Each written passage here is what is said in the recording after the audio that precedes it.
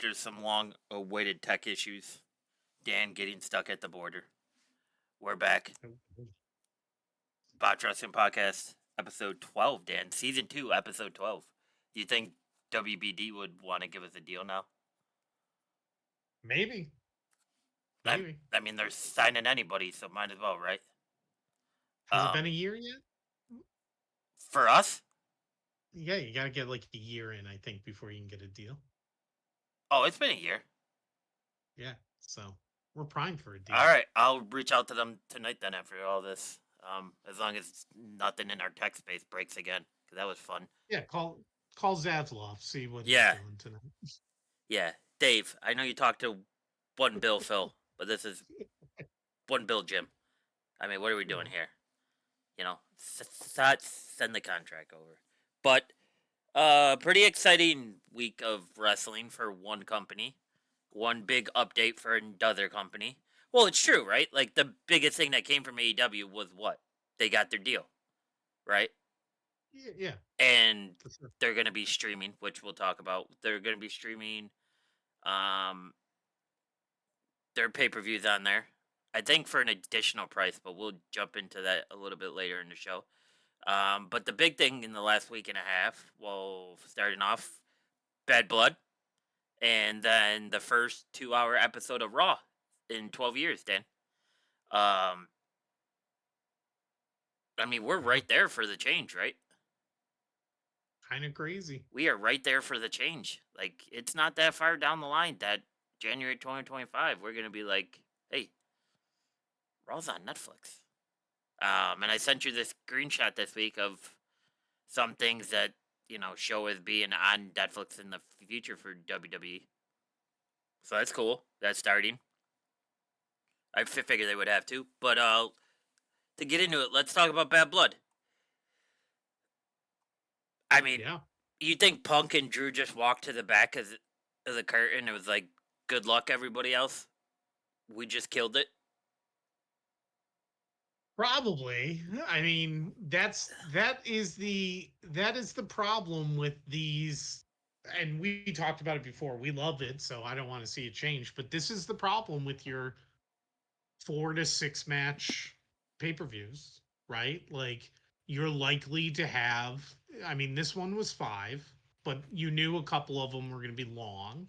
So even if it had been 6, you know, you're bound to have 4 or 5 great matches all on this. So, like, where do you really put them? So you really got to figure out what are your 2 likely to be biggest, and one goes first and one goes last. Yep, and you just fill it in. And then you just fill it in and you just hope for the best, because I mean, I felt bad for Nia and Bailey after the fact, because they had to come out after a 31-minute Hell in the Cell that was as good as any Hell in the Cell we've seen, basically, and just really, really good match.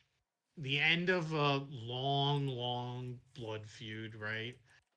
And I felt bad for them, but then you're right too. Like, to be honest, the next 3 matches really didn't hold up. Not that they were all bad, but they just weren't what we started with and what we knew we would end with, right? So that's the problem with these small cards, but I love the small cards, so I think you just got to keep taking that risk. I mean, it was Punk and Drew, right? Yep. Nia and Bailey. Yep. And then was it Damien and Finn? Yep.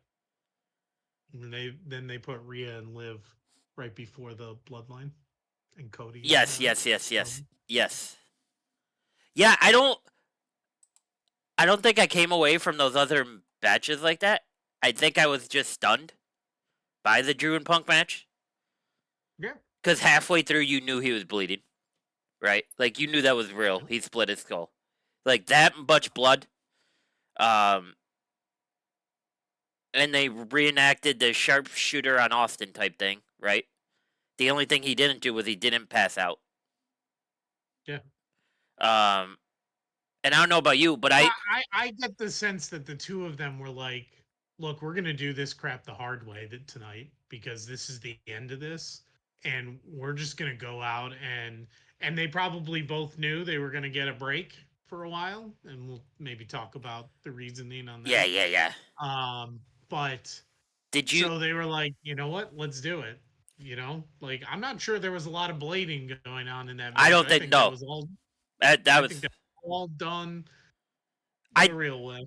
I think Punk's on the side of his face was because by the end of the match it dried up. Drew, they basically had to wrap his head in a towel. Right. Um, did you catch the No Contest Wrestling podcast this past week? I think I told you about it. It's O'Shea Jackson's podcast, and his first guest was Punk, and they had him on there for two. They did one big episode. They split up in two parts for their Yeah. premiere episode. Um, and they asked him, like, what do you think? You know, what do you think? What are you gonna try and pull out at Hell in a Cell? And he goes, I could tell you one thing. I plan to do absolutely nothing the following day. Right. Like that's all he would tell him, right? Like you know he's not Yeah. one to blow it, right? Like he's not gonna blow it. Yeah. So just the fact, like, so just based on what you said, it kind of triggered that comment for me because it feels like those two guys probably briefly chatted before. I figured with the experience that those two guys have, they're probably calling 90% of what they do in the ring, right? I don't think like this is fully planned before they get in there. I think they're calling a lot of this on the go. I think you can trust Drew and Punk to call it on the go and not have it. You know what I mean? Like Hunter's probably Yeah. like, all right, start, finish, have fun in between, and just you know the absolute green light. Um, did you think Drew shattered his spine when he hit that stair? How bad did that I look? de- I definitely thought for sure, like, yeah, like I don't know how injure yourself pretty bad on that, like because there's just no good way to take that, and like even the best timing and placement in the world isn't going to avoid that like being a problem. So I mean, I thought I read that he did get legitimately hurt on that spot. Yeah, there's absolutely no protection for that at all, right? You're just you're just waking up knowing you're gonna feel this tomorrow. Like you're just, yep, this might be a broken disc, but we'll deal with it then, right? Like it was wild. It and then the toolbox. Like Yeah. I just there was so much to like just break down. Like how they slowly walked out to the cage, Punk grabbed the cage like this to shake it, right? And then he was kind of staring around and he was like, just how like they slowly start to tell a story of like an old school cage match, right? And then Drew walked out there at his own pace and kind of stared at the cage. Didn't touch it, but stared at the cage, just looking around, looking around, looking around. And then all of a sudden, when what else happened? Oh, when it started, right? They kind of just stood there and talked crap to each other for what 3 or 4 minutes, Yeah. like the old school Brock and Hogan thing, right? When the crowd took over, and they're both just Yep. turning to the crowd, and then Punk says something to him, and Drew says, "Come get it" or whatever, and then they just start wailing on each other. It's kind of what, like, it's the best of what we hope for, right? For Yeah. that, like, I don't know. So here's where, okay, I found this earlier today by Sportster, so I'm not really taking it with too much pride. The 13 best Hell in a Cell. Okay, Mm-hmm. you tell me if Punk and Drew are better as I go through this. Batista versus Taker, Survivor Series 2007. I'm telling you, if they were Better. better Yeah. than that, I don't even remember that one, so let's just say yes. The 6-man Hell in a Cell Armageddon 2000. That was Yes, this was better. uh I hate to do this because I'm gonna feel like an ass after this, but Becky Lynch That was that was versus Rikishi yep, getting thrown into the truck. Yeah, yep, okay, yeah, yeah. yep. Um, Becky versus Sasha, 2019. I think they were the first females to do a Hell in a Cell. Um, yeah, maybe. I don't remember for sure if they were or not. I think Becky was definitely in the first one, so I don't know if this was the one or, but yeah. Oh no, 2016. Supposedly Charlotte Flair and Sasha did one. Oh, But okay. So I had the what was this one? Oh repeat. yeah, so 3 years earlier. Okay. Um, New Day versus the Usos in 2017. This has to be Punk and Drew.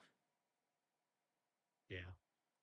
Brock versus The Undertaker. No Mercy 2002. This is close. This is very close. Yeah, that's probably close. Some of these I don't remember in general, but that was probably close. Yeah, I would probably say it's on par as well. Cause yeah, okay, this is. I feel stupid even saying this. Rollins versus Edge, Crown Jewel 2021. Drew and Punk. I think we can just skip that one. Correct. Okay. Yeah. I apologize for that. I didn't know where that came from. Stupid list. Batista versus Triple H, Vengeance 2005. Dave gave it a 4.5 out of 5. So Yeah. if Dave loved it,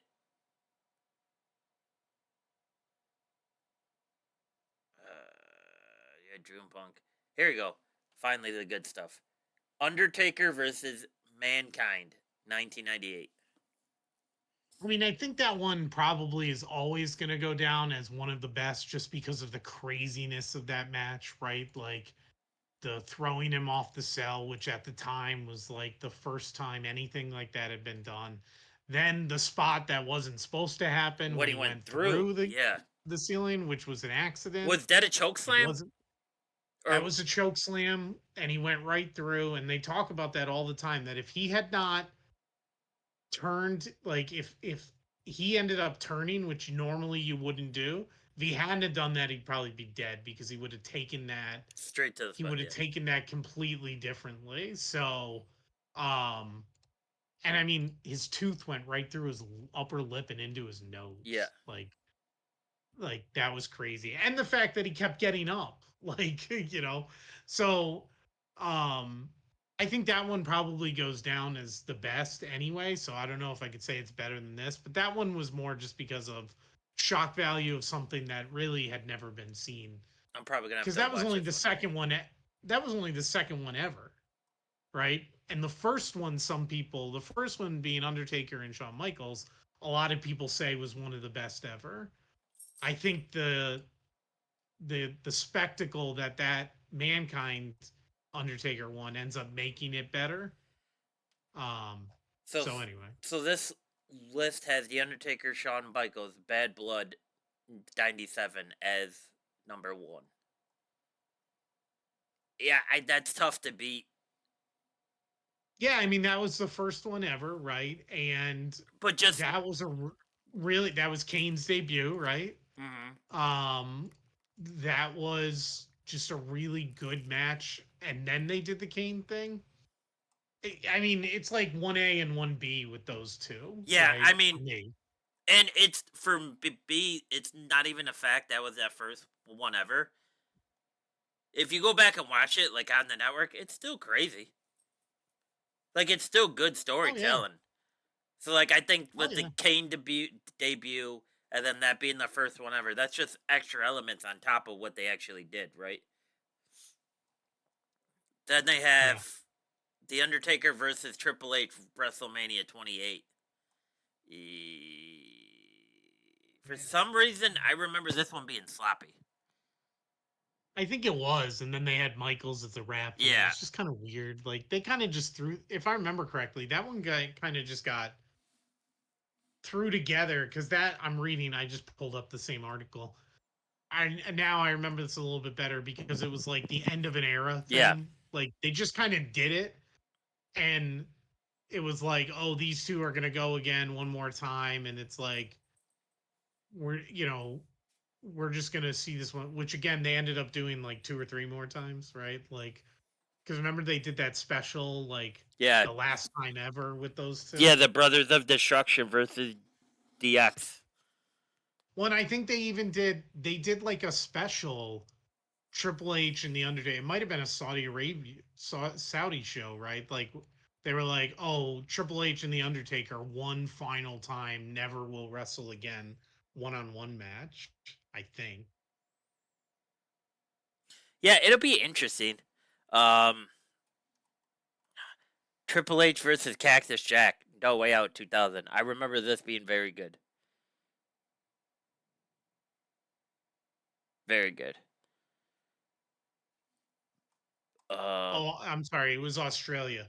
Triple H versus Undertaker, the final showdown was a match they just threw together on an Australia show, which I don't even think was. It might have been on the network or Peacock at the time, but I don't think it was. I think that was a WWE 999 show. Yeah, Yeah. I mean, I think I got to put Taker and Shawn first, right? Like, then I personally have to put Taker and Foley. Yeah, I think that's fine. And then, I don't know. To me, I'm putting Punk and Drew third. And then I'm putting Triple H and Cactus Jack after that. I just think, Where are you putting Cody and Seth with the torn pec? I would put that up at 5 to round out the Okay. top 5. I would definitely put Yeah, that at because the top 5. Just because of what that was Cody a did showing up, right?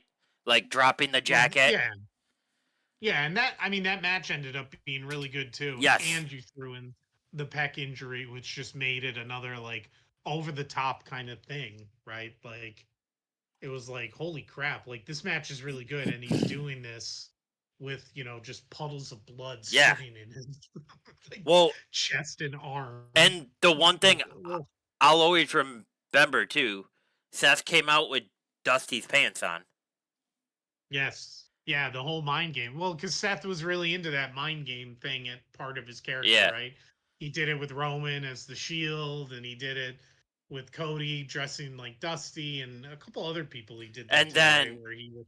when he took the sledgehammer and stuck it on like you saw everything just brush down his arm. Yeah. So those, yeah, I would put that at 5. I just think what we saw from Punk and Drew, I think it's gonna be another 3 to 5 years before we see anything close to it in a Hell in a Cell. I think it's gonna be very tough for them to find two people that are this good together and can put on this type of show with just saying, well, the good news is we're taking 6 to 8 weeks off. Let's go Yeah. all out, right? Like, because I think that's a big part of it too, right? Like, you're gonna have to take that time off afterwards. There's no way you're doing this and then you're hopping back on a Raw show. Right. So, I just think of what it did, like what it tied up. Um, and we'll talk about what occurred on Raw as well. But yeah, I mean, I don't know. Do you have the top 5 any differently? What's your thoughts? I mean, for me, I might switch the top two.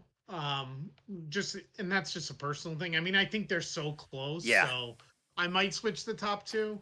I For me too, I might switch Cody and Seth with Triple H and Cactus Jack. Okay. Yep. Um, you That's know, fair. That's fair. some of that might be recent memory bias too, to be honest. Um, as far as like Cody and Seth, but everything else makes sense to me. Yeah.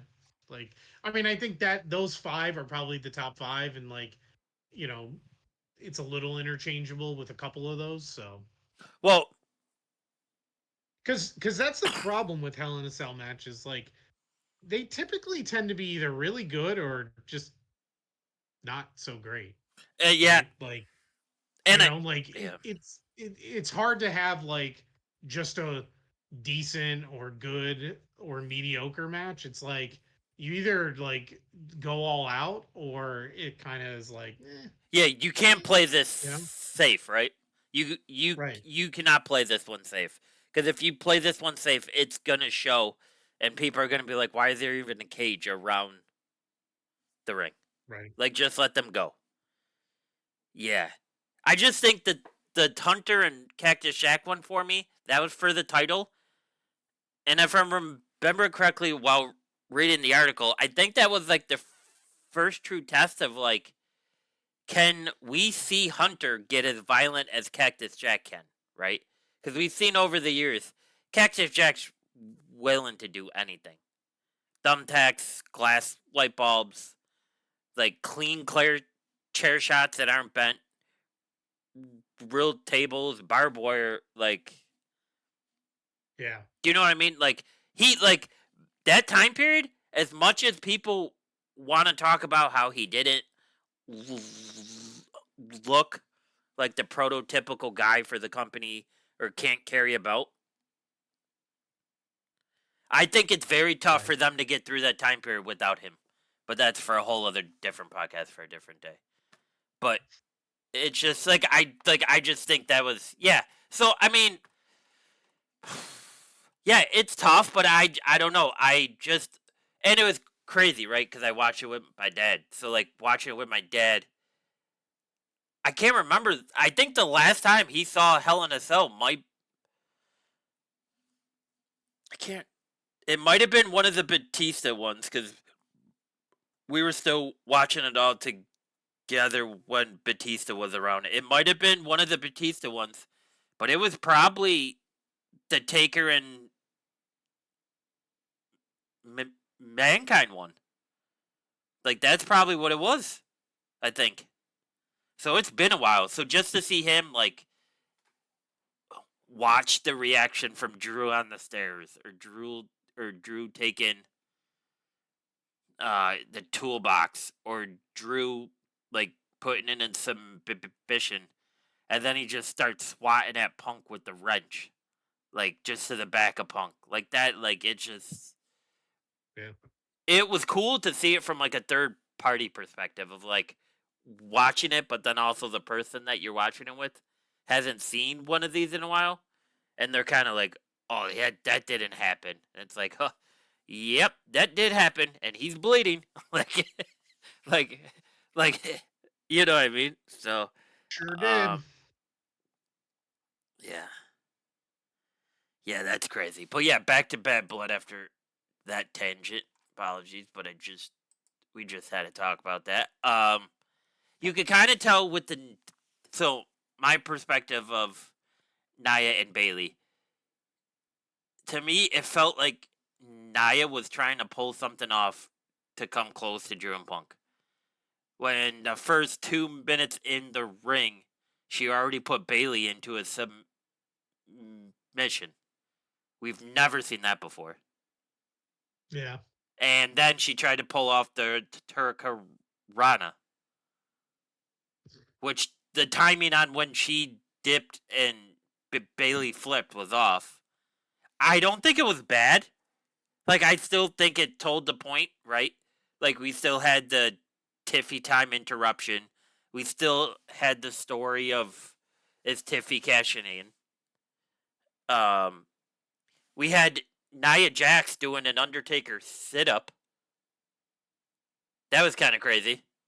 Like right oh at yeah, like just she pops up and I'm like, okay, I hope you made a phone call before you pulled that off there, buddy. Um, yeah, I definitely going into that. I bet my dad that I thought we were gonna have Tiffy time cash in. What's your thoughts? um, yeah, I don't know. I wasn't thinking about that. and expecting that, to be honest, but I don't know why I wasn't expecting it. I just didn't think. I think they've been just kind of like they're still developing a little bit of this Yeah, that's true. riff with them, right? So I think it was just going to be a little bit too early. Yeah. Yeah, I mean, I don't know. I like it wasn't it's obviously not the best batch on the card, but I think it brought the show along. And it definitely picked up towards the end of it, which I think helped get the crowd from the end of Punk and Drew to, you know, Damien and Finn. Just cuz when Tiffy time hit on the speakers, everybody stood up, right? Like, because they thought, here we go, this is it. So, like, the fact they were able to get that along, I think, helped continue to show. It, for no beans, am I crapping on it? This was an okay match. Just like we said before, they had some stiff competition, um, on this card. And stiff competition, Damien and Finn, they were teeing off on each other. Oh yeah. They were like, they probably like I don't yeah, like we said before, I think everybody that saw Punk and Drew were like, you gotta be shitting me. Alright, we all gotta go now. You know what I mean? Like it just kind of Yeah. I thought it was good. Yep. I also was telling my dad when we were watching this. I don't know if you caught this. Damien hasn't had any screw ups in the ring since he dropped the title. He's been clean. Oh, I didn't realize that. Ever since he dropped the title, he's been clean. Yeah. I Strange, didn't right? realize that. Yeah, I don't know It's what probably a that is. pressure thing, right? Because he like it has to be a pressure thing. Like just Yeah, or I like you guess. just trying to go all out because you got the belt rather than like okay, we're the middle of the card. Let's go see what we could do. Um, Maybe, yeah. yeah, and did you so the way I took Priest's press conference after this, uh, is Rhea now on her own? Like, are the Terror Twins no more? Yeah, it sounds like that's kind of over. I didn't see the press conference, but I read about that stuff. Like, it sounds like that's over, as far as like they're just doing their own thing now. I guess they could easily resurrect it anytime they want, but Yeah. they're just going in a different direction with it. And she's got her own thing going now with Raquel, and we'll get into that. You know, um, so they probably don't see the need now to have the two of them. And plus, really, like, I don't know if this, you know, ends. This is the beginning of the end for the Judgment Day anyway, possibly. And like, it certainly seems to be probably the end for Rhea and, Damien going after specifically just the Judgment Day and trying to get that revenge. So, Do you think it's more of Rhea and Raquel for a bit, and then Rhea is solely hunting down her title? Like she's done with the whole yeah, revenge thing? yeah, I think so. Do I, you? I think to Yeah. a degree, Damien might be that too. But what title do you see him going after? Well, I don't know about hunting a title. I just mean maybe like being kind of done with the retribution on the Judgment Day See, specifically. now this is what scares me because I'm afraid they're gonna pull him off of the air for a bit now. Yeah, maybe. I mean, it could be, they kind of like could be settling down a bunch of people for a bit leading up to Crown Jewel, because Crown Jewel's going to have Yeah. a lot of like BS. nothing Yeah, matches, a lot of right? BS. Right. Like a lot of matches just to have matches in front of that crowd. A lot of batches that they get emailed the Tuesday before. These are the wrestlers that we want. Please bring them. Right. And that's been confirmed. Right. That's what happens. Case in point. That's why we saw Goldberg. Crown Jewel is right around the corner. Goldberg has to pop his head out for that check. Yeah, but I don't know how that's going to work because they've already announced that it's going to be champion versus champion. So Goldberg and Gunther can't have a match unless they're going to make Gunther go twice. which seems odd. Or if Goldberg just shows up and that's what costs Gunther. Yeah, I guess that makes sense. And then they still get the pop, but he won't really have a match.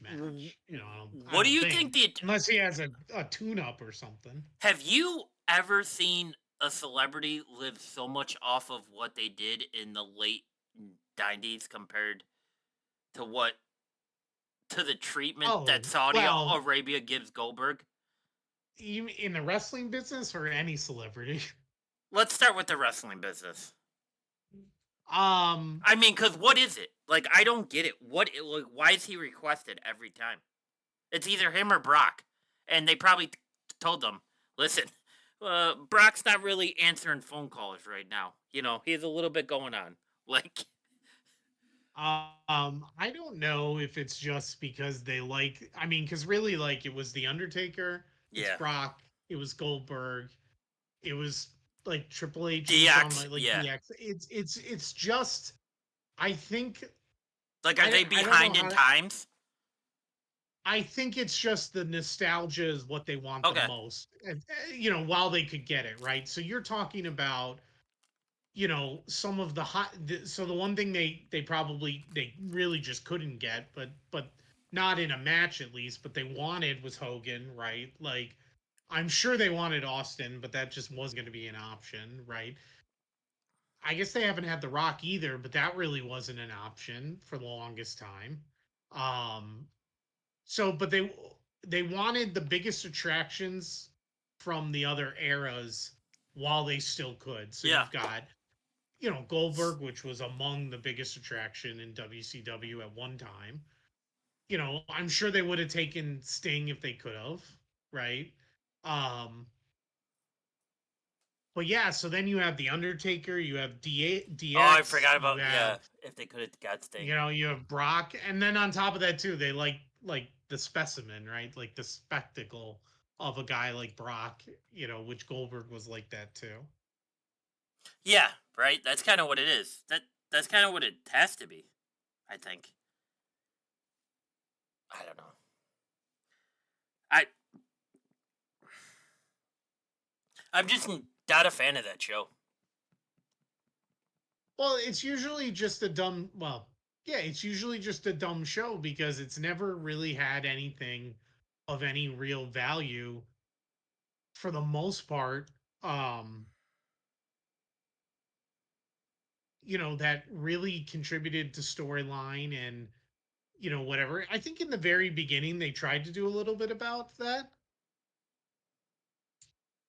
and I think there was a lot of like pushback. I mean, I can remember having these conversations a little bit of like, if Roman loses the belt in Saudi Arabia, we're going to be pissed, Well, cuz right? Like when he was on his run, you know? well, cuz yeah, cuz they made AJ drop the belt at Madison Square Garden, right?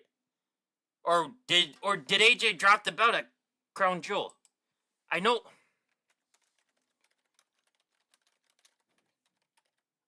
I think he dropped it at Mm, MSG. I yeah, MSG is like just Tausch, yeah. WWE just loves to do that randomly with MSG Yeah. where they just have them change it. Ever since the Diesel Bob Backlund thing, that's just been like their random go-to kind of shock the world and remind people that hey, anything can happen and MSG is a place where we love to do this. Yeah, that's true. Yeah. Um Back to the card. Do you think they dropped the ball on how they've had Finn turning on Damien? Because there's a lot of that chatter too, that this could have been done better. Just like the build up of Damien, Finn for Damien, the build up of like everybody got involved with the Judgment Day and they still got beat. And it's kind of the one point I did agree with is what do you do with Finn now? Yeah. That's I think the build up was fine. I think they did it correctly with Judgment Day being so strong. Like everybody, like there was a period of time I told you I was sick of Judgment Day, like just seeing them on TV all the time. Like they did that right. They gave us enough Judgment Day until they felt like everybody was kind of like, all right, screw these guys. We got to go back Yeah. 1 second. So the Fiend lost the title to Goldberg at a Super Showdown, which was a Saudi show. Yeah. And that was like a squash match. Remember how pissed everybody was Yeah. about that? Because it was literally a squash match. The Fiend also took the title from Seth Rollins at Crown Jewel 2019. And Brock Lesnar won an elimination chamber that they did at a Saudi event, which probably that isn't as bad. That was 2022. Okay. Um Yeah, so it does have but some I mystery there. Yeah, they do it occasionally, but the a lot of times, like in this upcoming one, right, it's just going to be champion versus champion for a third title, Yeah. which is going to be probably consistent with the Owen Hart title cup belt that they do Yeah. in AEW, where you're going to win it, you're probably going to carry it for a few weeks, and then you're not going to see it anymore, and then next year it's just going to be reawarded to Yeah. somebody else, right? Like Um. it's kind of a do nothing thing, but it gives Saudi Arabia something to be happy about, Yeah. I guess. A pop. Yeah, gives them a good pop for that belt. Um. I mean, for the billions they're paying, I guess it makes sense. Yeah, they got to give them something, right? Yeah. But yeah, back to the Finn. I think that's the only thing is I just have concerns. Finn's too good. Finn and Damien are too good with WWE being so hot and running up until Netflix for them to tell both of those guys, "Hey, we'll see you guys in 3 weeks." They're just too good. And you can't say the like I get it's loaded at WWE. I do. I get it's loaded. Have Finn go back and try and take the title from Trick then. Have Finn just show up. I mean, you just had the Bloodline 2.0 show up in Run House through NXT, right? A couple weeks ago. Have the Judgment Day that's still around, trying to get some of their street cred back, have them show up and do the same thing. And Finn challenges Trick for 2 weeks, 3 weeks. And you know what I mean? Like they got like it feels like they have to start with Finn completely over now. The only Probably. I mean, or the only other thing I can think of is if Finn wants revenge, do we see the demon? Is this the time he brings it back? Because he said he would only bring it back when he felt it was appropriate. So if he's truly wanting revenge, because he referred to it as basically going to the dark side. So does he go to that dark side then? And it's just, okay, you beat Finn. You didn't beat Demon Finn. And this is where he steps Right. it up a bit, right? But then it's you get into the issue of how many times can we do Finn versus Damien before people are switching the channel to something else? Even though they're great in the ring, you flip to that. You'll probably watch that 50% of the time instead of checking out what's on the other channels, right? Like that's Yeah. but like so I'm very in so going forward, that's my two biggest things is what's going on with Finn, what's going on with Damien. Like just I just hope it's constructive because I don't want to see anything happen with these two guys. I think the build up to everything was fine. I think they did it perfectly. It kind of if you compare it to what they did to the Bloodline, it's almost like they just did everything that they did for the Bloodline to the Judgment Day all over again, right? The Bloodline had all the belts. People got tired of them promo after promo after promo. Judgment Day Yeah. had all the belts. Judgment Day were doing promo after promo after promo. Everybody still hates Dom because of it, right? Dom's had what 2 or 3 belts since being part of Judgment Day, so that boosted him up. But it's like, I don't know. And he did say like, "This ain't over, Damien. That this ain't over," and he'll be waiting. He cut like a promo on Instagram. So, I mean, Yeah. like, do you have a okay? Just kind of what they did with Punk and Drew. This is it. Damien and Finn are done after this blah blah blah type match, which would be interesting. But yeah, that's my biggest worry coming from that. I don't know. Like, how do you feel? Like, do you like? My thing is like, there's just so much going on. There I is, don't know where there you is. fit them in. So it's like, you run the risk too of, throwing them in C and D stories that really Are are incredible. Yeah. beneath them, Yep. so then people just kind of get a little like, eh, so you might be better off, when I look at it that way, you might be better off to let them be a little more sporadic for the next, Yeah. however long, and then come in and get something hot, some hot Yeah. angles, Just right? yeah, that should Because show up and the crowd pops, and all of a sudden, oh, they're back. Like, yeah, so that's my thing is like, I don't disagree with anything you're saying. I just sit there and go, but where do you put them? yeah, Like, no, yeah, I you could mean, do the NXT thing, but honestly, NXT has a lot going on too. They don't need that, no, they're Like, hot it's as kind of well. like, Yeah. so it just becomes you're plugging them somewhere just to plug them somewhere, and maybe that's actually worse than letting them just have a break for a bit. Yeah. Rest up, heal up, then they come back fresh. Yeah, that's a good point. Yeah. Yeah, it's I don't know. Like, I kind of look forward to what they've done all along. I think that's where it comes from for me. Is like I'm kind of like, all right, well, I'm tuning in a Raw. I better see Damien or some part of Judgment Day here, right? Because it's kind of been you tune this in, this is who you're gonna see, and they've been great every time they've been on it. So yeah, that'll Right. definitely be interesting.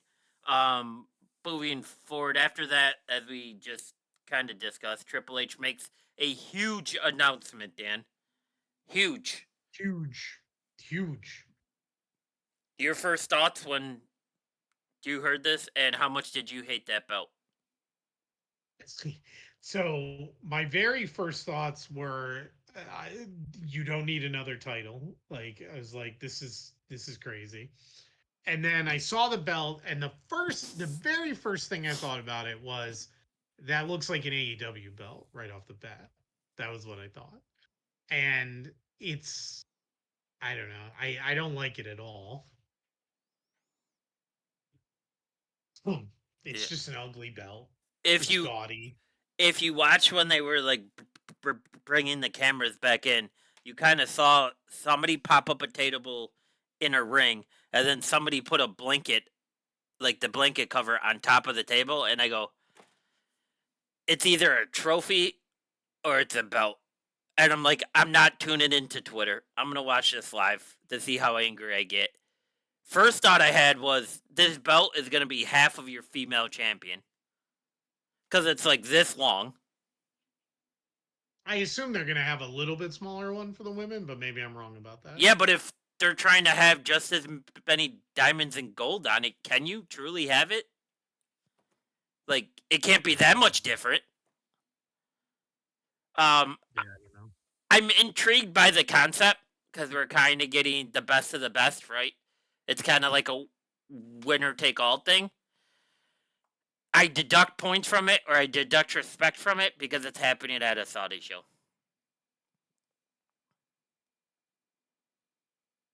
Um, Because it changes a lot of the female characters based on what they have to wrestle in.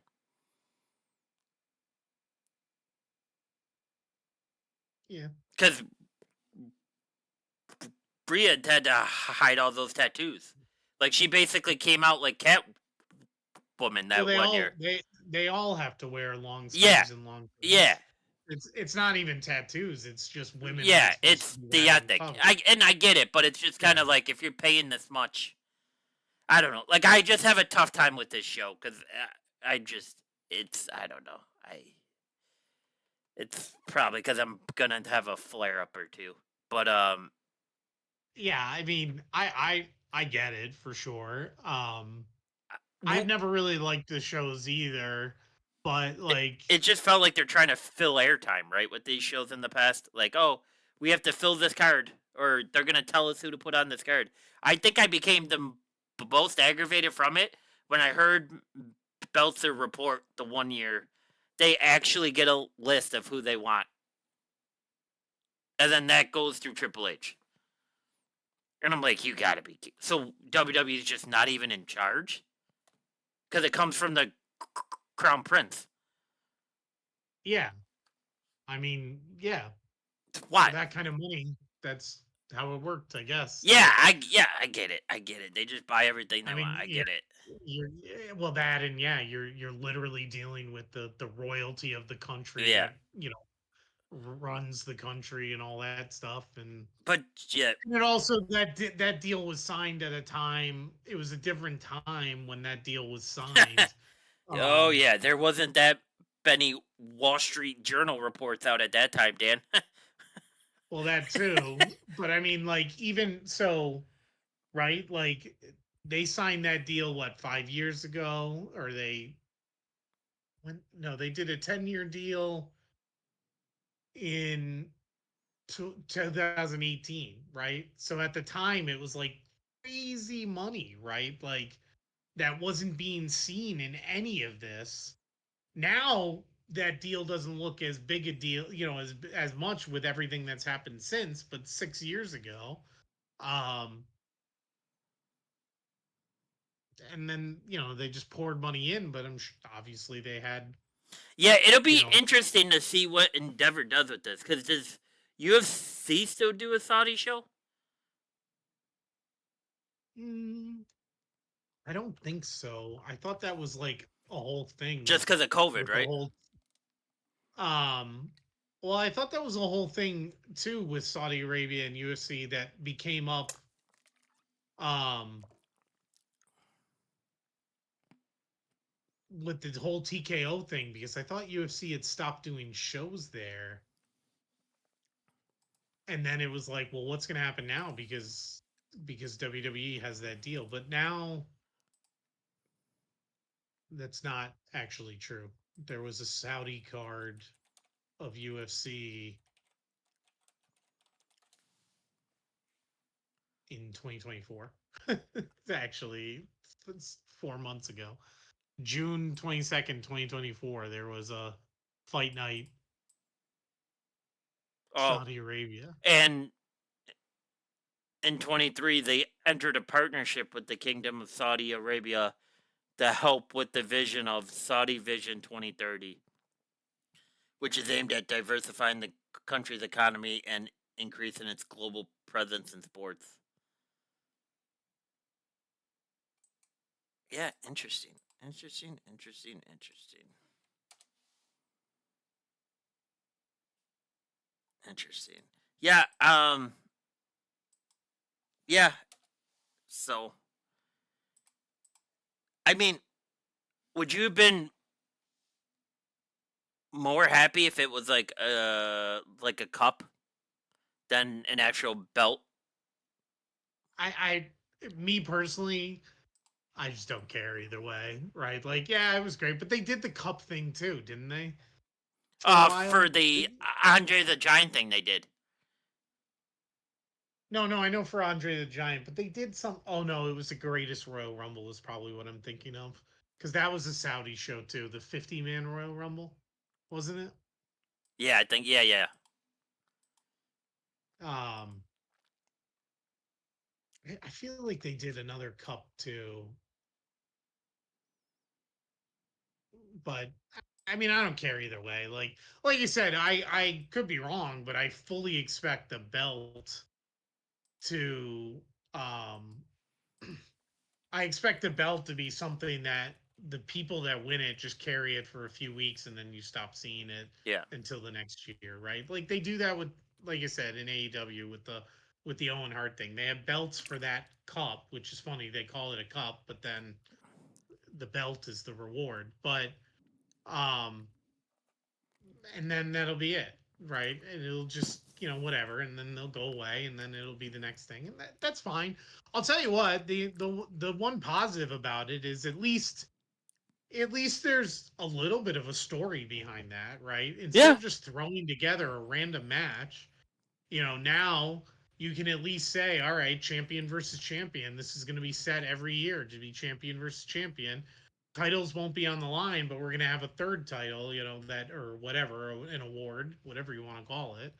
um, to see who's the best of the best. So you at least have that story going right off the bat, which they used to do for Survivor Series to a degree, right? Yeah. Remember for a little while in Survivor Series, they were doing that.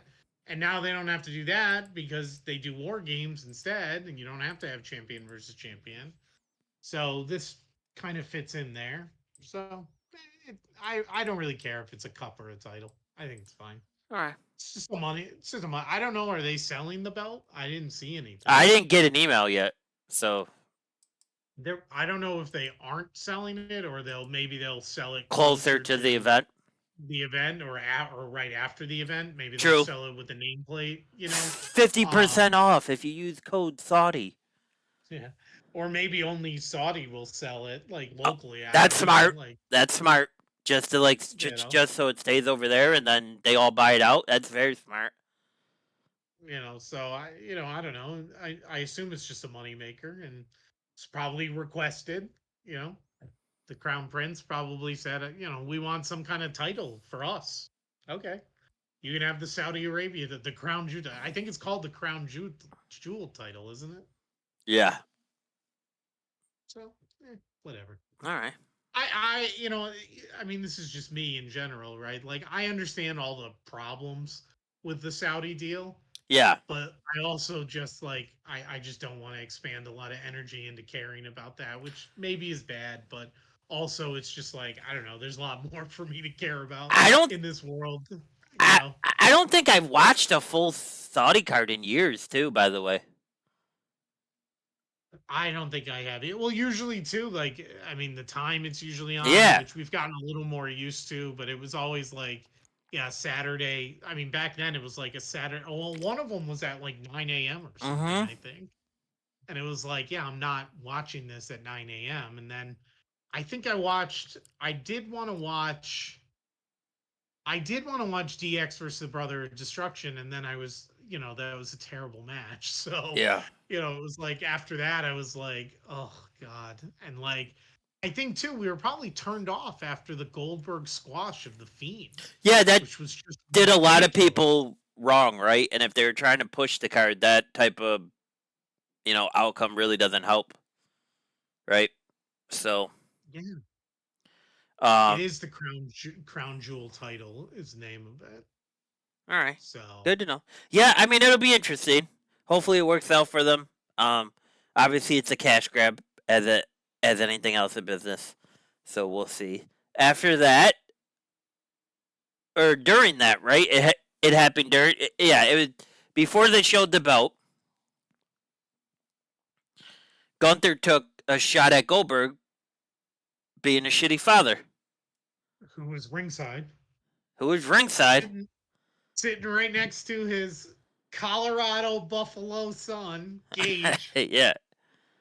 wearing his Colorado shirt because I believe they were on a bye week. Yes, they were. Yes, because they play. Yeah, because they play Kent State this coming week, so it'll be Yeah. interesting. How good is Gunther as the bad guy on the mic recently?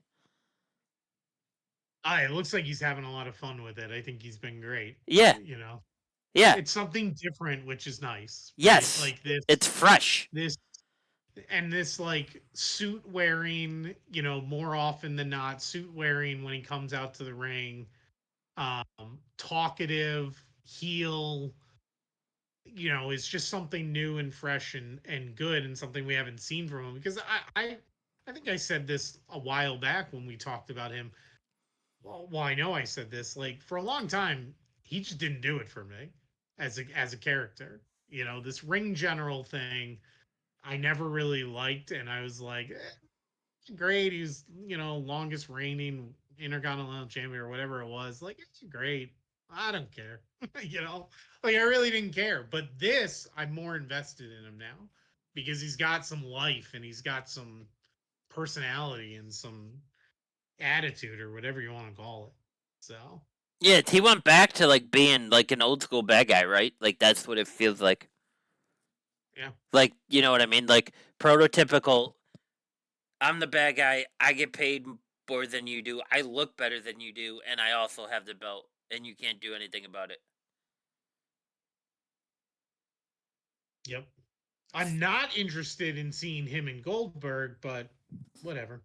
Yeah, I don't want You to know, see that either. this is some days these are just the cards were dealt, right? Yeah. Um. Yeah. Yeah. Yeah. Yeah. So then he hopped the ring wall, was circling the ring. Obviously, they went back to WCW 1998. 37 security guards had to come out and stop Goldberg. Yeah. That's never gonna get old. It makes me laugh every time. Um, and then Sammy came from behind and was beating on Gunther. I think that's gonna be pretty good. Well, that was Monday night, so the Raw that we're gonna Now, talk about. do you think? Because I read this a little bit, just in general. Do you think this is a lead up to trying to get Gage introduced to this world to become a wrestler eventually? I mean, he has a football background, right? I don't think Triple H would say no to him. No, and I don't really know much about his football talent, but I was assuming he's not going to the NFL. I mean, he'll probably have a stint with his father, right? Like a couple of tryouts, big practice squad, might see some time, but it's not like we got to draft Gage if we want to win a Super Bowl. Like, Well, the idea being like, if he's not really going to be an NFL guy that can count on paying the bills and all that kind of stuff, yeah, why not go into wrestling? Because if he can break into that, like, you know, these days, he'll be fine, you know, um, money wise at least. So I just wondered because, like, I was reading some like theories online about like this is just going to be the beginning of introducing Gage to the business, and maybe next thing we'll know, he'll be at the performance center. yeah, I mean, that's kind of, if you think about it, that's Roman, right? That's Braun Breaker. That's Charlotte Flair. She had nothing to do after volleyball at Florida was done. Right. They just dropped like take your kid to work day, except they just drop them off at the performance center, right, for a tryout. Yeah. Like that's what it is. So yeah, it'll be interesting. I mean, if he's good, right? Like Right. hopefully he can do more than a jackhammer, a spear, a kick that ends somebody's career by giving them a 22-year concussion. Um, so yeah, and then after that we had Liv versus Rhea. Raquel really botched that, huh? Yeah, I mean, for me, this was the worst match of the card before that even happened, and then that was just like the icing on the cake of what I thought was kind of a bad, clunky, Yeah. weird match. Like the Dominic thing, and I know Triple H, kind of confirmed this later, but like Dominic was like visibly afraid of heights. Yes. Like you could just tell he was nervous. Probably because he knew he had to do that spot where he was going to fall out of the cage, and I don't blame him. I wouldn't have like been interested in that spot. Um, so that just seemed odd because like it was almost like he sat there like and he was kind of clutching the whole time, Yeah. and so that was awkward. The match wasn't that great to begin with, Yeah. and then yeah, It was and then the okay. It ending. just had a lot of weird spots, right? Like Yeah, I didn't think it was good at all, to be when honest. So she asked the ref to pause the 10 count so she could go smack Dom with the kendo stick, and the ref yeah, was like, "Yeah, you deserve this." yeah, And it's just dumb, like I don't, just dumb. I don't think we were looking for a rough spot. Like I just don't think that was happening. Which I kind of feel No, bad for Rhea because she's so much better than this. yeah, She's and so then much yeah, better and than then this. And then the Raquel thing was just She so was just bad. too antsy to get back, right? She was too anxious to get back. She was too anxious to not blow her cue, and she ended up blowing her cue. Yeah, and then But then didn't realize it. it's weird. And that was the other problem. She didn't realize she blew the cue and then still went forward with the, The pin. put the pin thing, which didn't make any sense. Right. And I was like watching that and I was like, what the hell did she just do that for? Like, oh, it's like, oh, you're already, never mind. Like, I don't know. It's just, which, so that's the interesting part then was like, Supposedly the ref yeah, I don't know. didn't. The ref caught her too early. The ref rang the bell too early because she was Well, down the ramp too early. But the well, ref he couldn't didn't do. ignore it. Yeah, but the ref didn't Yeah. do the one signal before to let her know or something in the article that I read. So it seems like there was failures on both ends, but then the ref was like, "I'm not going to be dumb enough to pretend like this didn't happen." So he did the Right. Like, right because thing. she jumped in and Right. was right in front of the ref. Like, he Right. had to do that, which would have been fine, to be honest, if they had just done that and then she didn't put Liv on top of Right. Rhea. It would have been okay. Like, It would have been weird at yeah, first, but not as bad. yeah, weird to a degree, but like, okay, so it ends in a disqualification that for whatever reason they just didn't want, you know, Rhea to take a loss at all. Yeah. Like that would have been my theory on it. But yeah, that was just bad. So, this ends up being to me the worst match on the card for sure. Yeah, I mean, I could see it just based on how strange it was. But so hopefully the Raquel and Bria thing can bring something back, and hopefully Raquel can stay healthy enough to continue to, br- bring something back to this. Cody Roman beating maybe the best athlete that they have on the roster, and Solo Sikoa. Jacob's just a freak. Like, can we just? He's just a freak athlete. He's probably the best they have on the roster. There's no way a guy that big and thick can do all these things, right? Yeah. He defies gravity every time he hops up on the ropes, standing still. Mm-hmm. Like, Yeah. it's just, yeah. Well, what's your thoughts?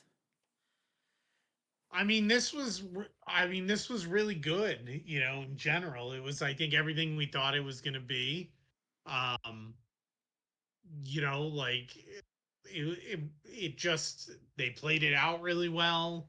It was a good match in general. The crowd was really hot for it. Um, we got our return at the end.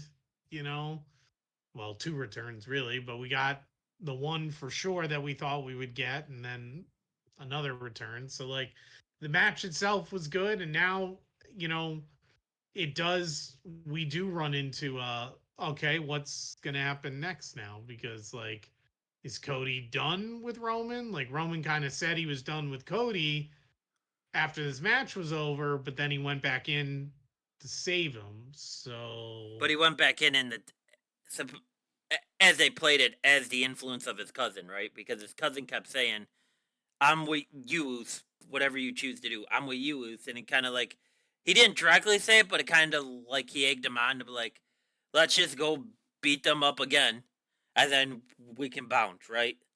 So I yeah. think it. I yeah I. Who got pinned in this? Can you remember? I'm trying to remember who got pinned. It was the spear, I the final spear I think to I think Solo Solo. took the pin from Roman.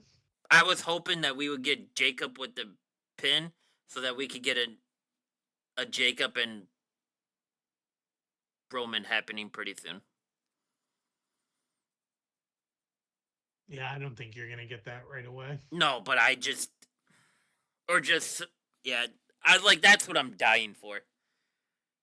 Like just like for the next 6 pay-per-views, sorry, PLEs. My apologies to the IWC. Um, the next 6 PLEs, just give me Jacob versus Roman. I'll pay $30 a card if you want me to. Like, I just want to watch them two just go at it, because it like they complement each other so well without directly complimenting each other. Because Jacob can respond to anything Roman does that's powerful, because he has the speed and the power. Yeah. Cody took a beating in this, huh? Like, Yeah. hot, like you let your champion take a beating in this match. Yeah. Like, Sure did. But he kind of, I mean, but that's who he is, right? With the bloodline. yeah, he take well, just in general, he takes a lot of beatings. Like they've been his championship run has been a lot of like allowing a guy to take him to limits, right? Like he, every time, right? Like it's it's almost Hogan-esque to me, right? Where every match was like Hogan was almost down and out and then he hulked up, right? Like Cody doesn't necessarily quite hulk up, but he takes a beating in most of his matches. Well, they let Carmelo Hayes do it to him his first time on SmackDown. Remember? Yeah. Yeah, they do. They've done that. I mean, like I said, it's almost been every match he's had has been like that, where he's just taken to a limit and then finds a way to win, basically, right? Like, so yeah, he just always it always seems to me like he takes a beating. Like his AJ match was like that, his Kevin match was like that, his solo match was like that, right? Like his Carmelo match, like they're all like that. Yeah.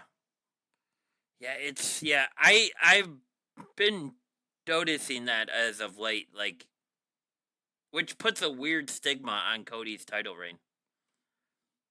Because once like it, you're right. Like, is it Hogan the last time we saw take these types of beatings? I mean, when Bray had the belt, Bray didn't do it this frequent, but when he was defending that belt, he got smacked around a lot for Hmm. that belt. So it's like, it's tough. I don't know. It puts a weird feel on Cody's title reign to me, I guess.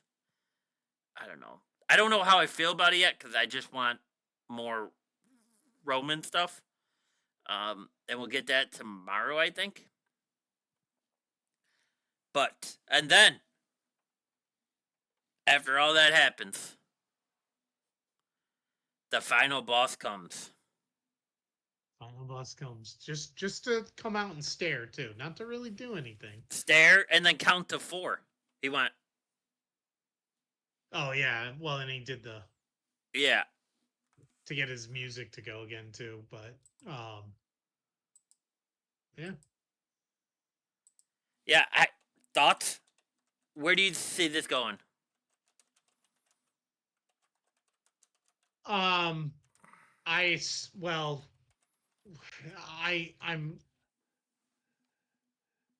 so the thing is you have to pair this with his like Instagram promo right after, right, as he's walking out or whatever that he did right after that show. And it's so funny because like he did the he walking by the trucks and he like Yeah, little ode to Austin, which I really looked at that as like, because if it's true about Austin not doing WrestleMania over the money dispute because he didn't want to make less than Rock, it's kind of funny that Rock did that's my buddy, we're gonna go have a beer or something. It's like, yeah, well, is it your buddy? But so I thought that was funny. And then like the Dusty, like, I yeah, love you, I hate your son, and like, oh, and look at this guy, go eat some fruity pebbles, yeah, which is just a great callback, right? Like for those of us who love the Attitude Era, that is just like such a great callback. But then talking about like he didn't like what he saw and yada yada yada, which could be a few things. He didn't like that Solo's bloodline lost. He didn't like that Roman was pairing with Cody. He didn't like that Roman went back and saved Cody after the fact. And then I'm sure you saw it, right? And WWE, just another example of being so smart, allowing things to happen that they know are just naturally going to go online and catch fire. The video of Solo telling either Jacob or one of the other Oh, two, yeah, in the stands, right? When they were standing next. this was always the plan, or this is the plan. And knowing somebody's recording him because they're right in his face, right? And for all we know, that might have been a plant, and that's fine, right? Yeah, But it even still if gets it the was or job done. wasn't, right? You knew that it was going to go viral. They don't have to replay. I mean, maybe they'll replay it on a show, but they don't have to. Now everyone realizes, like, okay, The Rock is connected to Solo, right? Like that is guaranteed, which everyone kind of wondered, but you never knew for sure, right? And here we go. So is it going to War Games? I mean, that's what, less than a month away? I just want to make sure the Botch Wrestling podcast gets the credit when it comes out that Rock was on the phone with Solo all that time. Because out of Oh, all the wrestling actually, podcasts I've listened to, we're the only one that has come out and definitively said Rock was on that phone. So yeah, that's true. feel free to Venmo us because we'll take it. It's a month and a half away. So War Games is a month and a half away, November 30th, right? Um, but have we confirmed for sure that Jacob can't go into Canada? Because War They Games is in Canada. okay. I was explaining this to my dad as well. Yeah, Jacob got how I put this. Jacob gets a final strike. We're not seeing him for at least 25 more.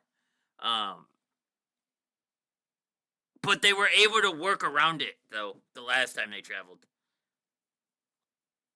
So, yeah. Oh, this does say WWE has hired a top immigration law firm to get the Bloodline's newest member to Canada. So, Yeah. Just because yeah. oh, I guess he did go. I guess he did already go to Canada. Yeah. Okay, so that's fine. So Yeah. he can. So he's good for now. So yeah, I mean, maybe this is leading to War Games, right? And then there's a lot of speculation. This is gonna lead to a triple threat at WrestleMania with Roman, Rock, and Cody, which could be very interesting. I speculated to you and your dad, could we possibly see a third straight Roman Cody match at WrestleMania? Right? We've gotten it the last two WrestleManias. Could we get it a third time? Which could be interesting. A rubber match for the title. I'd probably put Roman over. You know, I will put Roman over because I think we're gonna get Rock Cody the first night, and then Cody Roman the second night. not for the title though. Who? Well, does Cody go over Rock or Rock goes over Cody? Cody goes over Rock, and then Okay. Roman takes the title on Sunday. Follow up for you. When do you think we see The Rock or we have Cody explain that before Rock left, it was the lighter that he used to burn down the bus, and everybody can give me credit for that as well? When do we think we see that? I don't know. Like, I think do you think we find out about that when Rock is permanently back for a while and not just popping into shows here or there? Like, do they save that for? You're saying that because that assumption is that Rock handed Cody a lighter, because we never found out what did he hand Cody, right? My assumption that Sam Roberts and other couple other shows ran with afterwards, because we were published first on YouTube. Not that I timestamped everything, but my assumption. Let's get that straight, Dan. I've been doing this for a while, there, buddy. I run the internet. Well, maybe we can track the viewers to see who was viewing. It's that's really gonna help our case. Let me tell you. My assumption was that thing that Rock gave him when he said, "I'll be back for you," was the lighter that burned down Cody's bus. Also, I was thinking about it when I was talking to that after the show. How funny would it be if Rock burned his bus down again after Bad Blood? He just keeps showing up and keeps burning down Cody's buses, right? Yeah. Like that's just Rock's thing. Like so, it's you know what I mean. It's like, Rock's here. I gotta go call State Farm for my bus. He's gonna burn it down again. Like that would have been hysterical. But yeah, I was thinking, when do you think they pull the plug on, or not pull the plug, but when do you think they pull that out of their pocket of like, oh, you guys probably forgot about this, but here's this. Like, do you think that has to be something when Rock's back on a permanent time and he's shown his affiliation to Bloodline 2.0? Or do you think it's something that they could touch on while Rock's kind of like bopping around here? Because I know he has a I think it couple depends. other jobs going on right now, so it's probably tough. I think it depends on what they're planning to do in the immediate, right? Like if they're gonna go to a war games with these feuding bloodline factions, then I don't think you see it till after that, Okay. right? Yeah, that's Like fair. That's I fair. think they kind of let this bloodline civil war thing go on for a little bit, and then they're gonna turn and focus a little more on, okay, the bloodline part of it has been semi settled. We're not going to keep doing this, but now just the heads of the factions are going to go at it, right? Like the two bloodlines will go at it for a while, and then it's going to turn to Rock and Roman, Oh, and that's probably going to involve Cody at some point too. okay. Yeah, that makes sense. I get that. Here's something else I was thinking up that I'm probably right about because I'm hitting on all this bloodline stuff. Man, I should play FanDuel on this. What's your prediction for Roman's team? On who it's going to be? Yeah, just first Uh, thoughts right now. yeah, I mean, I think it's going to be obviously Jimmy. That's the easy one since he's Yeah, back. I do think they're going to get Jay back into the fold. agreed. Um, yeah, I just don't see how you don't do that. Do you need five? Um, Right? Is it 5 or 4? It's 5. it's five. It's five for War Games. So so I think it's Jimmy and Jay. I think they bring in another member of the family that hasn't debuted yet. It might be tall tall effer. I can't think of his name of Hikalu or Yeah. Hukaleo, whatever his name is. Um, and then then the fifth one is the wild card for me, like because I don't know if they're gonna do a using Cody still, or are they going to do something like Sammy, right? And basically bring back almost the original bloodline, obviously minus Solo, and just switch Solo out for somebody else. I could see. I mean, me personally, I wouldn't bring Cody into it on the team aspect.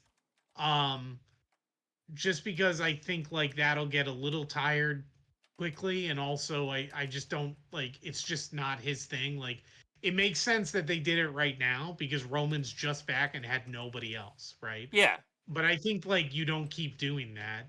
I think um because you're gonna let Roman go back to focus on Cody, right? Like they've kept that part alive. That Roman said, like after this, I'm coming back for my what's Yeah. mine, Which is you know. fine. So yeah, so maybe you do Sammy, maybe Jay gets Sammy to come into it, right? Like maybe you just debut two more guys and you just do it an all-out Samoan thing, you know. Um, So here's if I had to, yeah. if I had to guess, I'd say it's Jimmy J, somebody to be debuted that we don't know of yet, and then Sammy, an honorarius. Okay. Who do you got? I got the OG Bloodline Yeah. and Cody Okay. versus the new Bloodline, which is 3 guys, right? It's 4. Oh, sorry, 4 guys. Well, Yeah. yeah. It's Solo, With The Tama Rock, Tonga, Tonga Loa, and Jake. or yeah, or if The Rock can't be there, or if someone can't be there, or if something happens between now and then, the new Bloodline takes KO, and we get the KO Ooh. versus Cody aspect thrown into it, because Cody did technically teamed with the Bloodline, which pissed KO off. So you're just kind of KO's reversing it back on Cody, right? Yeah. Or we just get KO and Cody just to go first blood at War Games, like something big between them, right? Because Right. we don't think Cody's dropping the title at. Well, he can't drop the title at Crown Jewel, and I think he beats No, Gunther yeah. at Crown Jewel. I think he beats Gunther at Crown Jewel. I don't. I don't think you bring your champion there to. Um. I don't think you bring your champion there to get beat. So No. as soon as I saw that KO footage of him beating up, Yeah. Cody, Another social media thing they decided to do. that's the first thing I thought of when I saw that. Interesting because I mean that's real interesting because I mean It ties he it all hates the together, right? bloodline too. Yeah, Well, except he hates all those guys too. supposedly Cody hated the original Bloodline. So it's like, is he just Well, doing yeah, this to get this but then he a part of yeah, Cody? but then he beat them all. It's easy to like forget that you Yeah, hate them yeah, once you yeah, yeah, conquer yeah, them all. yeah, yeah. I get that, but I'm just saying, is this the only way we see KO get a part of Cody besides jumping him behind his bus? Like is it more of this, right? Like, Well, either that or I thought this is a distraction story so they can do Bloodline being just yeah, Bloodline that's and possible too. Cody off doing his other thing. Yeah, I will say if it ends up being Kevin that goes on to a Bloodline team for whatever reason, then I definitely see Sammy coming back to the other Bloodline. Because how do you not put Kevin and Sammy against each other all the time? yeah. I you think know? you get Sammy back on the OG Bloodline no matter what. I just think it has to happen because the fans will just absolutely go crazy if Jay and Jimmy walk out, and then right before Roman walks out, Sammy comes out with the duct tape on his shirt that says honorary ooze. Yeah. Absolutely nuts, right? Like, Oh yeah. nuts. Yeah, but this is why we say like WWE can't do no wrong with this because we just thought of what 12 different options that they could do. Yep. So that's awesome. Yeah, it should be interesting. I'm intrigued for it. I would rather that be the PLE that we have coming up instead of Saudi, but it is what it is. It just gives them time to build. Um, and speaking about building, Dan, look at that transition. Look at that transition. First Raw, 2 hours, 12 years. Quick recap. Sexy Red was there, Dan. Did you see Triple H doing the pose with Sexy Red? I didn't see him doing the pose. She was like bent over and he was kind of just like pointing at her ass like this. Very weird. But Hey man, yeah, I just don't know if that's the thing you want to be doing when you're getting named in lawsuits. Um, but I don't think he's been named officially. he's probably close. We found out Punk is basically gone for a little bit. Yeah, yeah, he made that clear. We got a tie-in with Seth. Them staring at each Yep. other. Yep, we're ready for the future with that. When the Saudi show is over, we'll be there. And Seth said, I can't wait till you get back healthy so I can beat your ass again and you can finally quit. Seth called out Bronson Reed anytime, anywhere, which is wild that Bronson Reed is all of a sudden getting this push.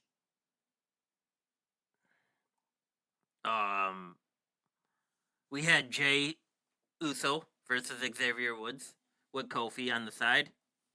More of Xavier Woods' character turning into the bad guy, I would say. Would you say? He's getting pissed at the crowd, shows up in the all black again. You know. Braun Breaker just destroys everybody after the match. So he's technically not fully face yet. We got Rhea and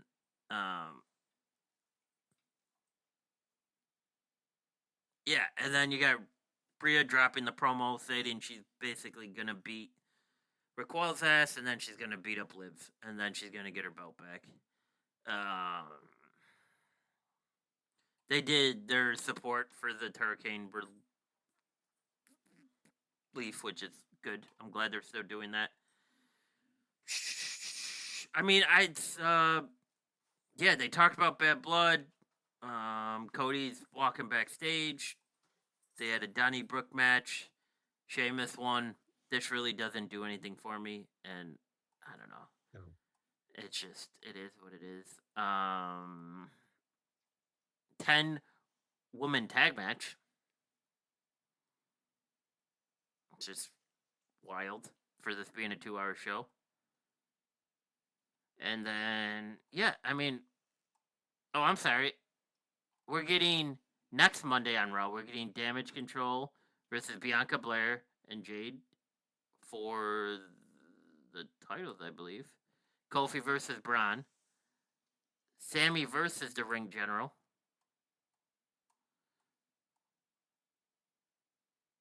Was after that, and then Gunther won. Obviously, we didn't think he would get a jump or drop to. You know what I mean? We didn't think he was going to. Right. I mean, 2 hours was great, right? Like, it's so smooth. Everything works seamlessly. I mean, if you think about it, yeah, they got Punk, they got Seth, they got all their big announcements in. They got a 10-person women's tag match. They got Gunther and Sammy. They got Xavier Woods, Kofi, and Jay, and Braun Breaker. All within 2 hours. And there was no hiccups. Yeah, no. I don't mind at all. It's awesome. I like it. Awesome. 3 hours, you know, even when Raw's been hitting, 3 hours is just a long show. Well, and that's kind of what Hunter said at the press conference, right?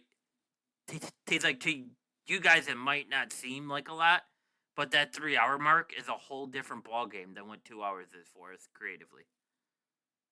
Which I believe him, but I didn't expect the first 2-hour show to be this seamless. Yeah, it was so good.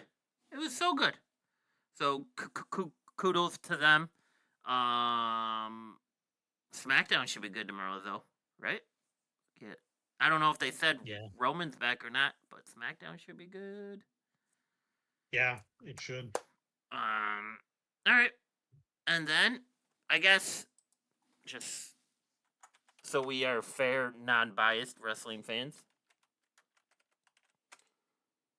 Fair and balanced. Oh, wait, no. That's a different network. Jesus. Fair and balanced. What are you watching? Faction News there, Dan? Patriot News? AEW. Official. Well, first of all, let's just make sure we recognize today itself is a big day for celebration for AEW. Specifically today. Tony got his sober chip. Oh, Jim, easy now. What? You've seen him walk down a ramp. We both had the same thoughts. Easy. No, today, let's both join me, Jim, and our fans in wishing Tony a happy and healthy birthday. I was Today is close. his I was birthday. close. Today's his birthday. And there So goes happy that chip. birthday to the boss. And there goes that chip. Listen, happy birthday to the second largest wrestling promoter in the United States right now. Yeah. And future owner of the Jacksonville Jaguars. And Yeah. the owner of the And Fulham Football Club. yeah, and the owner of Ring of Honor, right? Like, so anyway, but yes, no, big news for AEW. I dig it. They have a deal. It finally got announced after all this teasing and all this random commenting and wearing hats of Max and TBS and TNT. We finally have an announced deal. What are uh 80 185, correct? Either that or 175. I can't remember. Here, let me, It was originally reported as 150, but it's more than that. We learned. Variety has the financial terms of the deal were not disclosed, but according to sources, the deal is valued at 185 million per year when all elements are taken into account. Under the new deal, AEW shows Dynamite and Collision will remain on TBS and TNT respectively.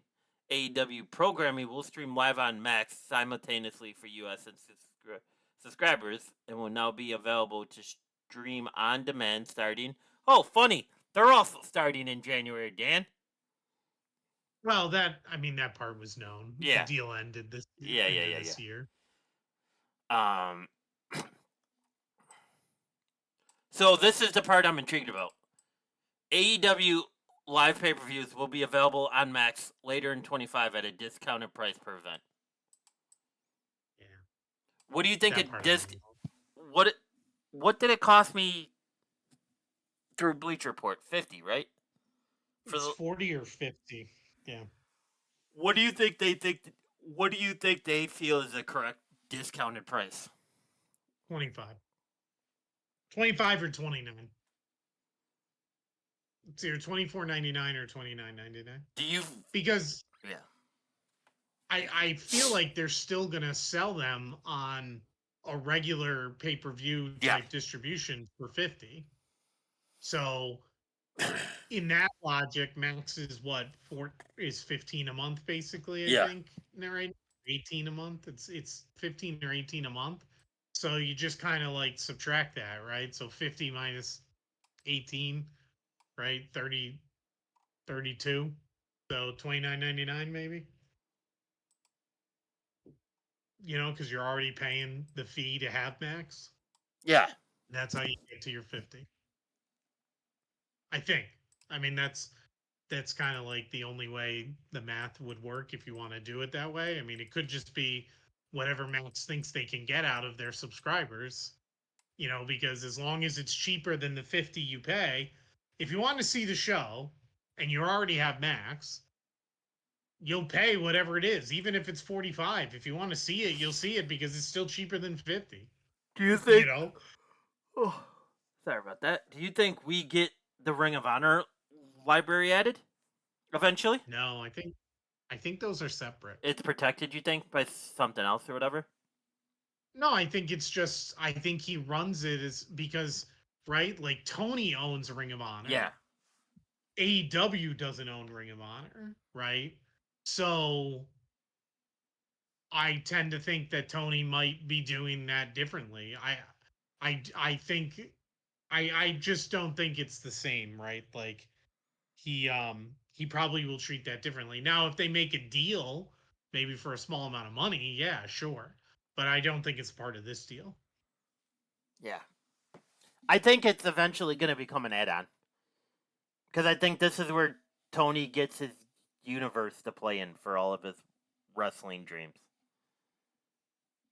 And I don't think it's a bad ad for WBD. I think, they get to be in this side of the market of sports entertainment. And if they like it, they can keep extending it. If they don't, they can eventually just call it quits and Tony could go find somewhere else, right? Yep. So yeah, it is it's huge, right? Like cuz we all thought when's this happening? When's this happening? Look, it's yeah. I mean, I think it's the we kind of touched on this last time because we were, theorizing what the deal was, and Yeah. the rumors were relatively accurate to Yeah. what it really was. And, my opinion stays the same. I think it's a win for them. Yeah. It's triple what the first TV deal was per year. It's triple per year. So I don't think you can ask for much more based on what you've given so far. I mean, not trying to point out the negative part, but I mean, you know, in the grand scheme, you haven't put out blockbuster numbers in general, like you did for a little while, and whatever. You've put out great numbers for your time slot and your product and your channel, right? For what Like you we want to talked do. about it. Yeah. Well, and like we talked about it, they've been top 5 on Wednesday nights for TNT, right? And for cable.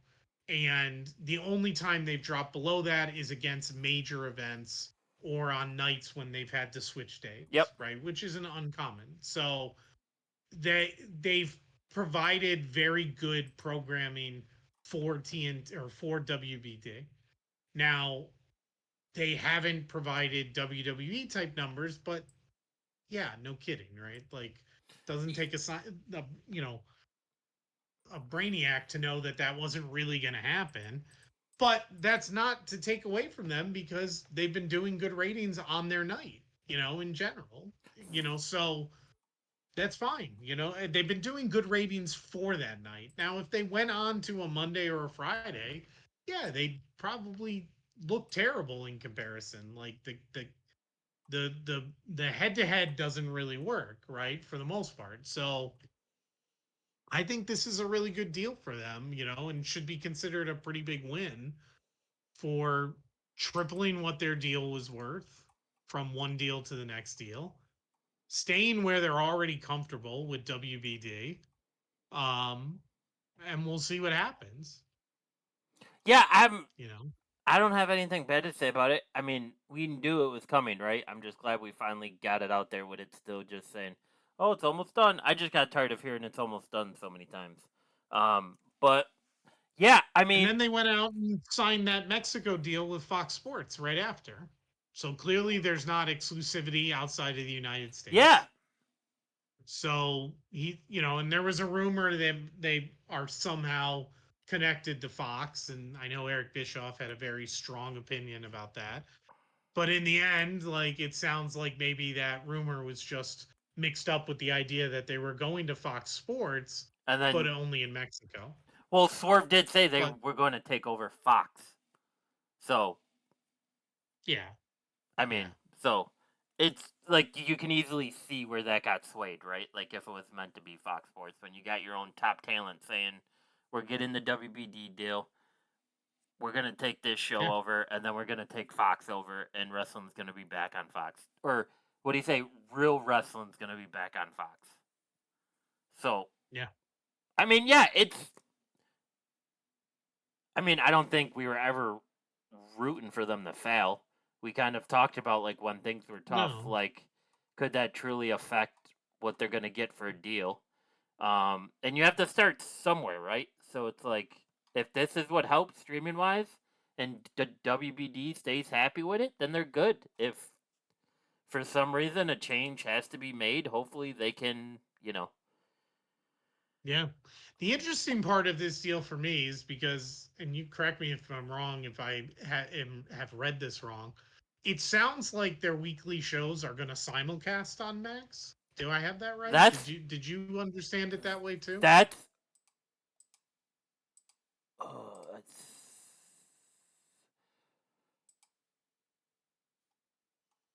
because the article said for the future, right? I Well, believe. when it starts in January, I thought. Um, yeah, let me pull that back up. I believe you're right. That's what I thought as well. Because it's It's very interesting to me because it's like yeah, because it says it it will does. remain on TBS and TNT respectively. Because don't forget, we also talked about Oh WB. yeah, this does say right here. For the first time since its launch, AEW programming will stream live on Max simultaneously Yeah. for US subscribers and will be available to stream on demand starting in 2025. Yeah. So I think that's a win for fans, right? That might miss a show and can go back and Mm-hmm. watch it next year, Mm-hmm. or obviously cord cutters that don't have cable anymore Mm-hmm. but have a Max subscription. Like it's nice that you can just, because to be honest, I'd rather watch it on Max anyway, right? Well, Like, it's just so much and easier then on demand, right? Like we can do. right, Like how many times have we said, "Hey, we read an article about WWE," and you're like, "Oh, I didn't catch that. Let me go to that point of the pay right, per view," and you just pull that up, and you're like, "Oh, okay, that's what they meant." yeah, Because it's tough. yeah. Like it's So I mean tough. that's cool. I like that element for me personally. Well, and like let's be honest, when like Tony gets in the habit of putting together these batches that don't make sense, if you're watching it on demand, you can flip through the stuff that you want, and they still get the viewership. You just only watch what you want. So as a consumer, that works out, right? Like, yeah, it's interesting. Yeah, I'm happy for them. I hope they keep it up with the stories and stuff. I know we talked about it prior to the pod that they did kind of take a beating this week in viewership, right? Um, but they were on a different note or no, different night. So, you know, did our local resident favorite future friend of the pod have anything specific to say about this? Do you know? um, I forgot to check him. Not that I'm aware of.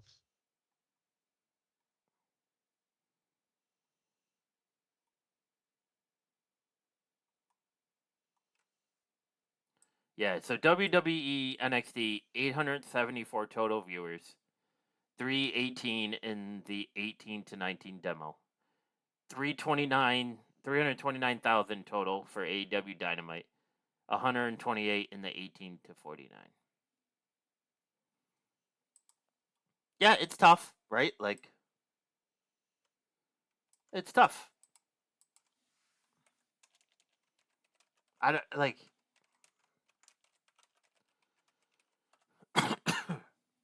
I just I mean, it's going to be tough, right? Because their programming channel, this is peak time, right, for them because of sports, because of hockey and Yeah. baseball playoffs. Yep. So for what they paid for those two products to get NHL back on regular cable TV and then to have the baseball playoffs, I mean, I think even WWE would have a tough time you know, of fighting through that, and they're at a much bigger scale. So, what's being called the Tuesday Night Wars. I don't like that. It's kind of cringy. Or sorry, Dynamite's calling it. I didn't know that Dynamite was specifically calling it Taito Tuesday. I don't like that. Yeah, but they've done that a few Yeah, times. yeah. I know. I know. I know. Yeah, I mean, I don't like it's like I'm not one to get too caught up in these, right? Because I don't think, and I know, of course, Uncle Dave, has to say it's obvious that AEW fans are choosing WWE, which is funny because of Uncle Dave's stake in the company for AEW that no one wants to talk about. But just like kind of like how Elon used the Russians to buy Twitter, no one wants to talk about. But yeah, they both got done what they wanted to get done this year, right? Yeah. Like, Yeah, I think so. so now creatively and business product wise, they could start. Okay, We got done what we wanted to get done this year. Where do we go from here? Right? Like, what do you foresee with AEW? Like, do you see this changing their product anymore to get like a bigger, I don't know, like a bigger show, like entertainment value wise? Or do you think they just stay for their cult classic fans? Like, Um, not on the scale of WWE, right? Because they don't have no. Endeavor like backing them. But like, do you see this changing anything? Because we've heard numerous times with how low viewership has been. Like Eric has said on the 83 Weeks podcast, it probably has to be awful tight to keep paying all these top wrestlers at AEW what they getting paid when everything is like basically, right on the budget.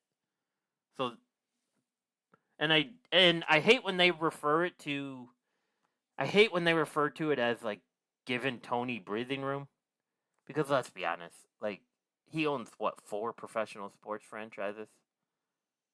I'm sure this guy, if he has to write a couple of checks for the next 3 years, he will be okay, right? Like, Yeah.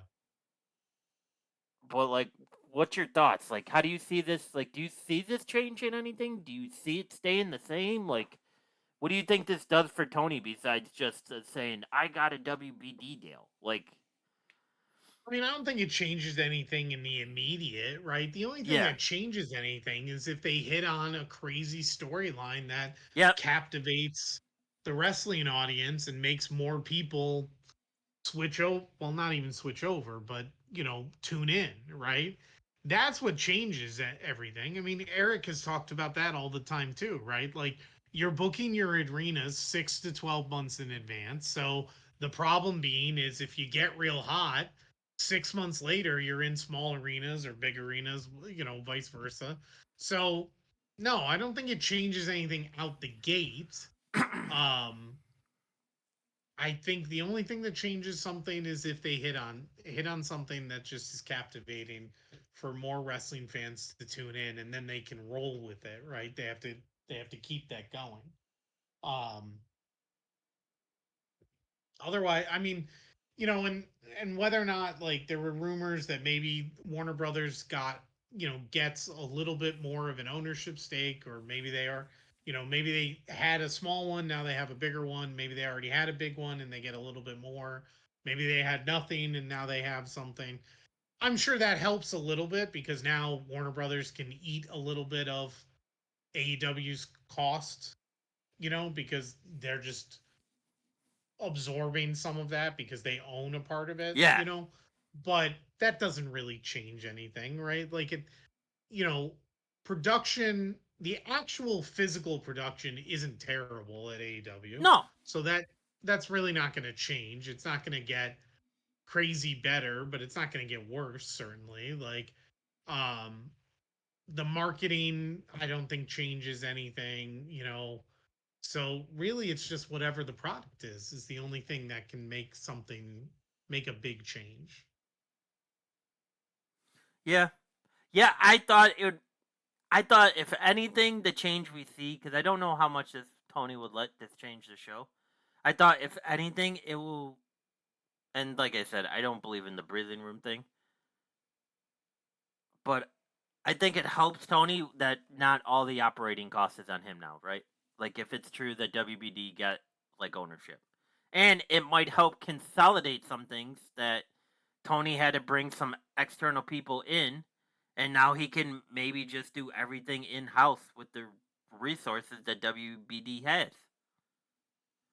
Because we saw that Yeah. with WWE, right? When Endeavor took over, they fired a lot of people because of duplicate staff.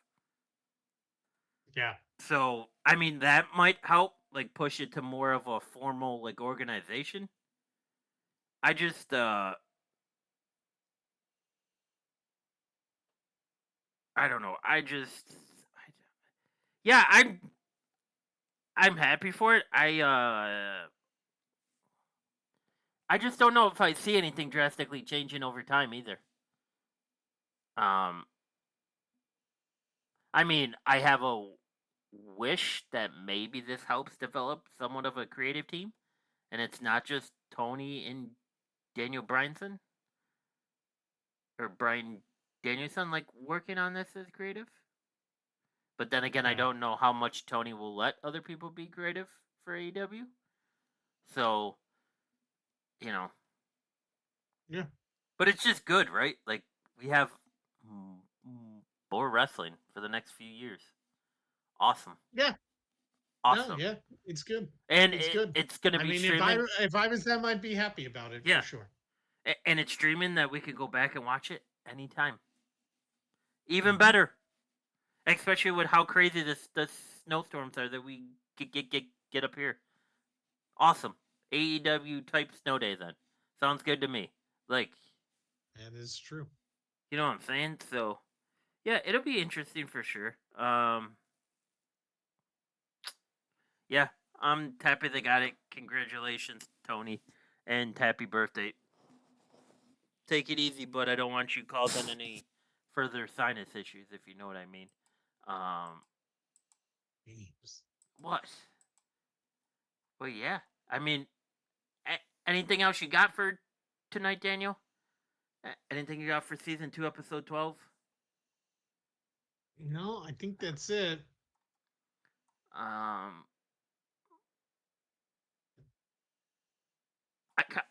In the future, I think we need to go back, and when it's like, I don't know, not a dead time, because like WWE's been pulling it all together. But I kind of want to go back and let's do an episode of ranking the Attitude Era stars. Okay. Like a top 10, top 15, and just, see where we line on that. Yeah, I mean, so congratulations, WWE. Killed it, first 2-hour show in 12 years. CW first show with NXT, killed it. And AEW getting the WBD deal. Sounds like a great week for anybody involved in the wrestling business. Yeah. But Aleister Black and Buddy Murphy, please come back home. Just call Hunter. Everything can be made right. And bring Brody with you, please. So, until then, until next Thursday or Friday, or when we're able to record this, Botch Wrestling Podcast, Season 2, Episode 12. Like, comment, subscribe. And don't forget, I'm the first one that brought up the idea about the lighter and burning down Cody's desk. You're welcome. Adios, folks.